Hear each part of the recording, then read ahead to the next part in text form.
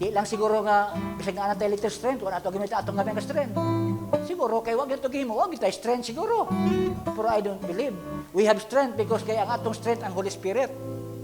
Ang atong pinaka-dako nga strength, nga pinaka-fully strength na to, kung puno mo sa Spirito. Kaya ako bisan sa kami nga mga magwawali, once nga dili kaya mi puno sa pulong sa Ginoo, napoy time, mahadlok yun mi mo, muwalig pulong sa Ginoo. Pero kung puno po pulong sa Ginoo, grabe po ang among boldness, grabe po ang among kaisog. And to the angel of the church in Philadelphia write, These things saith he that is holy, he that is true, he that hath the key of David, he that openeth, and no man shutteth, and shutteth, and no man openeth. I know thy works. Behold, I have set before thee an open door, and no man can shut it. For thou hast a little strength, and hast kept my word, and hast not denied my name.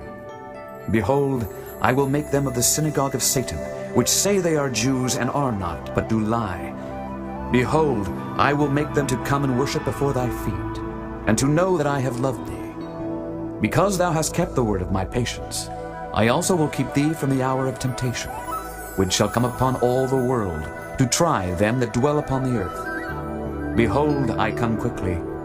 Hold that fast which thou hast, that no man take thy crown. Him that overcometh will I make a pillar in the temple of my God, and he shall go no more out. And I will write upon him the name of my God, and the name of the city of my God, which is New Jerusalem, which cometh down out of heaven from my God. And I will write upon him my new name. He that hath an ear, let him hear what the Spirit saith unto the churches. So ang Church of Philadelphia, ato nakita nga, dire, naapod tayo gitawag og kanang makita nga, nakakopya po taan eh. Sila, ang naobserbaran ni Christ sa ilang kinabuhi, na anay open door para sa ilaha that no one can close. Yet, naghimo gani kuno sila, kaya nga naman, they have little strength, yet they obeyed my word and did not deny me. Sa ito pa kayo sa naga-deny, nag-share silang pulong sa Ginoo. Gigamit nila ang ilahang little strength. Sa ato mga igsoon, ang ato, mas maayo pa ni.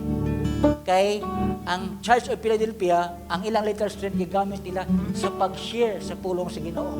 Pero, napay complain ang Ginoo. Sayang, kuha na kayo, open na kayo ang door. Maabot na ang time, ma-close na. Dili pa ito gamiton ang atong strength.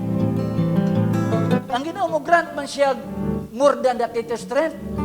Kung ang little strength gamiton to, gani, may sasakto ingon niya sa ni Christ nga, kung dili ta kasaligan sa gamay, kung saan niya pagsalig sa dako.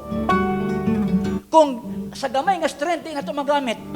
Tagaan, patanyag, dako nga strength, kaya di magito magamit ang gamay nga strength. So dapat, gamiton sa ato ni atong gamay nga strength. Para nang mo entrust siya additional strength sa ato. Sila nga taga Philadelphia, they have only little strength, yet gigamit nila to obey the word o gula nila i-deny.